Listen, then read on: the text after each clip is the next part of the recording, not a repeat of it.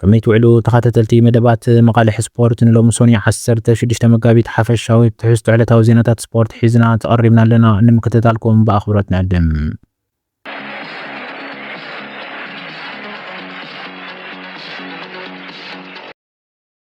يتاب بزحي مسجار تزاوتي تفلت كلب تشيلسي كبيت فردي بيت صحفت عد انجليز كبير مقصعتي تبين الله كم زلو تجليسهم اذا مقصعت تزدما اب كتباوي يخون ابناي وصاي وطنات تاغانتا عبي صلوا كلوا كم زغل تجميت لهم يتي لهم زوت صاب بريمير ليج عد انجليز كلب تشيلسي 10.5 مليون باوند تكفل وسين لهم اذا مقصعت تزدما مستي كلبات تخطلوا ناي فاينانس حقتات تستاساسر مخانو يقلاتم بزيك كازاب للتا غانتا ናይ ሓደ ዓመት ሓደሽቲ ተጻወትቲ ናይ ዘምስጋር እገዳ ተበይኑላ ኣሎ ዝበለት ጸብጻብ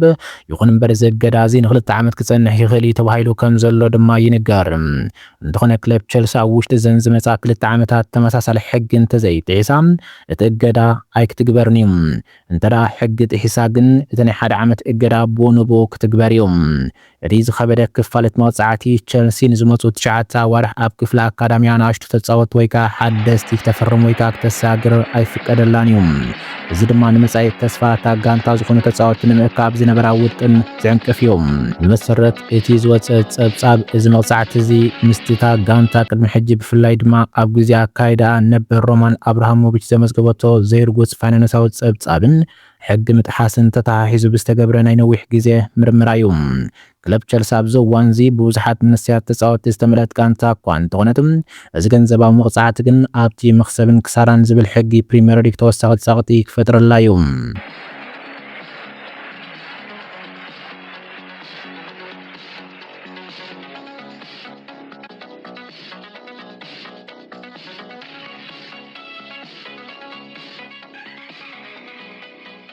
አሰልጣኝ ማን ሲቲ ፔፕ ጓርዲዮላ ቅድምት ምስ ሪያል ማድሪድ ዝግበር ወሳንን ተስቢታውን ግጥም ቻምፒየንስ ሊግ አውሮፓን ተጻወቱ ዘጠንቀቀ ሐያል መልእክት መሐላሊፎም አሰልጣኝ ፔፕ ጓርዲዮላ ኣብቲ ዝሃቦ መግለጺ ኣብ ጋንቱ ዝኾነ ዓይነት ናይ ስክፍታ ወይ ከዓ ናይ ስዕረት መንፈስ ቦታ ከም ዘይብሉ ብንጹር ብምግላጽ እዩ ኣፈራሪሑና ጠንቂቁን ዝርከብ ውጽኢት ማድሪድ ክንቀይሮ ከም ንኽእል ወይ ከዓ ክንስዕራ ከም ንኽእል ዝጠራጠር ተጻዋታይ እንተዳ ሃልዩም ናብዚ ጸወታ ኣይምጻ ኣብ ጎዙ ይጽናሕ ብምባል ፍጹም እምነትን ቆራጽነትን ጥራሕ ከም ዘድልፍ ሊቶም እቲ አሰልጣኝ ስፓኛዊት ክለብ ሪያል ማድሪድ ኣብ ውድድር ዘለዋ ተሞክሮን ዓወትን ይፈልጥ እዩ ስለዚ ተጻወቱ ቅድሚ ናብ ሜዳ ምታውን በኣእምሮ ክዕወቱ ከም ዘለዎም ይደፍዓ ኣሎ ኣብ ኩዕሶ እግሪ ብፍላይ ድማ ከምዚ ዝበለ ናይ ዓበይቲ ጋንታታት ግጥም ስነልቦናዊ ድልውነት ካብ ስልቲ ጸወታን ላዕሊ ዓብ ግደለዎም አሰልጣኝ ፔፕ ጓርዲዮላ ድማ ነዚ ምስጢር እዚ ተጠቂሙ ንዓወት መንፈስ ክፈጥር ዝጽዕር ዘሎ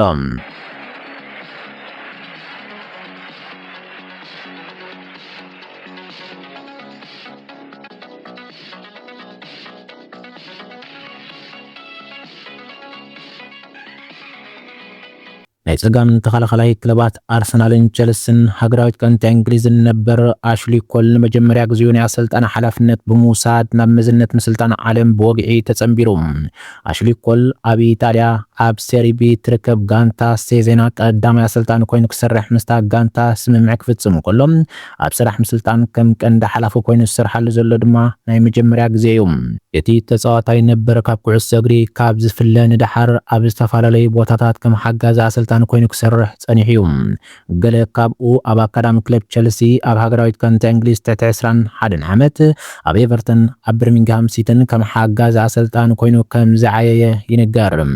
ሓደ ካብቶም ዝበለጹ ናይ ጸጋም መስመር ተጻወቲ ዝነበረ አሽሊ ኮል ከምቶም መሳቱ ዝነበሩ ፍራንክ ላምፓርድን ስቴቨን ጀራርድን ናብ ስራሕ ምስልጣን ብምታው ነፍሱ ክመዝን ዕድል ረኺቡሎም ኣብ ኢጣልያ ኣብ ሴሪ ቢ ስርሑ ምጅማሩ ድማ ካብቲ ዝለመዶ ናይ ዓዲ እንግሊዝ ጸወታ ወጽዩ ሓድሽ ተሞክሮ ንምቕሳም ዘለዎ ድልየት ዘርእዩ ኣብዚ እዋን እዚ ኣብ ሴሪ ቢ ትወዳደር ዘላ ክለብ ሴዘና ምስ ምምጻእ አሽሊ ኮል ከምቲ ተጻዋታይ አርሰናልን ቸልሲን ነበር ፋብሪጋስ ንኮሞ ሒዙ ናብዚ ሊግ ደይቡ ኣብዚ እዋን እዚ ኣብ ራብዓይ ደረጃ ሰሪዕዋ ዘሎ ናብቲ ዝለዓለ ናይ ኢጣልያ ሊግ ሰሪያ ኢጣልያ ክዲብ ዓብይ ትጽቢት ይግበረላ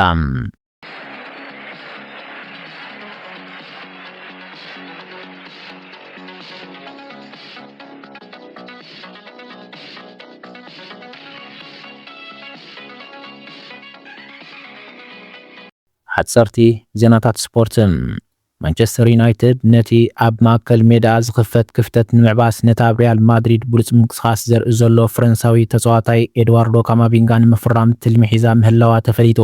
ኤድዋርዶ ካማቪንጋ ቀጻሊ ግዜ ካብ ሪያል ማድሪድ ክወፅእ ከም ዝኽእል ክሕበር ኣብ ዝጸንሓሉ ሪያል ማድሪድ ድማ ነቲ ተጻዋታይ 43 ሚልዮን ፓውንድ እንተደኣ ቀሪቡላ ክትሸጦ ፈቃደኛ ምዃና ጋዜጣታት ሚሮርን ማርካን ሓቢረን። እቲ ቅድሚ 3 ዓመት ካብ ሪያል ማድሪድ ናብ ዩናይትድ ዝተሰጋገረ ብራዚላዊ ኣከፋፋሊ ካሳሚሮም ድሕሪ ምዝዛም ውዕሉ ኣብ ክራማት ከም ዝወፅእ ብወግዒ ኣፍሊጡ እዩ። ወዲ 21 ዓመት ተኸላኻላይ ክለብ ኒውካስትል ዩናይትድ ሉዊስ ሆል ናይ ብዙሓት ዓበይቲ ክለባት ኣቓልቦ ስሒቡ ከም ዘሎ ተገሊጹ። እቲ ጸብጻብ ከም ዝገልጾ ስካውንት ማንቸስተር ሲቲ፣ ሊቨርፑል፣ ኣርሰናል፣ አርቢ ላይፕዚግ፣ ቦሩስያ ዶርትመንድ፣ ባርሴሎናን ነዚ ተጻዋታይ ብትኹረት ይከታተልዎ ከም ዘለዉ ጋዜጣ ካች ኦፍ ሳይድ ሓቢራ።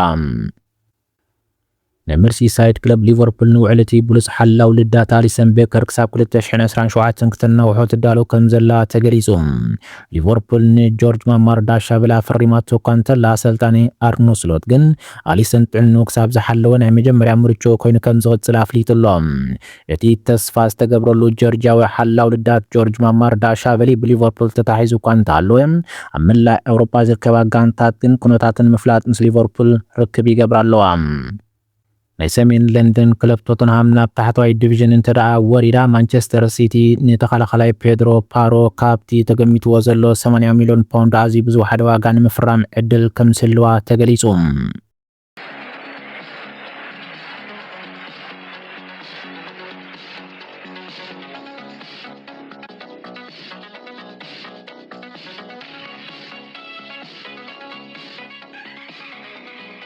ኣብ መወዳእታ ኣርሰናል ንጽባሕ ምሸት ንዝካየድ ወሳኒ ግጥም ቅድሚ ምድላው ንምግባር ሎሚ ኣብ ማእከል ልምምድ ሶባህ ሪያሊቲ ኣብ ዘካየደቶ ንጥፈታት ቲምበር ምስ ኦዴጋርድ ኣይተረኣዩን።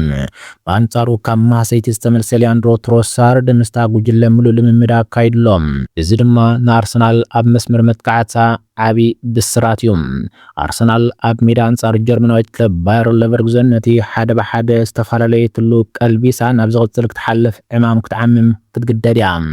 ስለምክትታልኩም ኣዚና ነመስግን። ሕጂ ዝበልናዮ መደባት ስፖርት ነዞም ክንከታተሎም ዝፅንሕና መስሉ ነይሮም። ኣብ ዝቕፅል መደብ ብካልእ ትሕዝቶ ክሳብ ንራኸብ ሰላም ወሰናይ ንኹልና።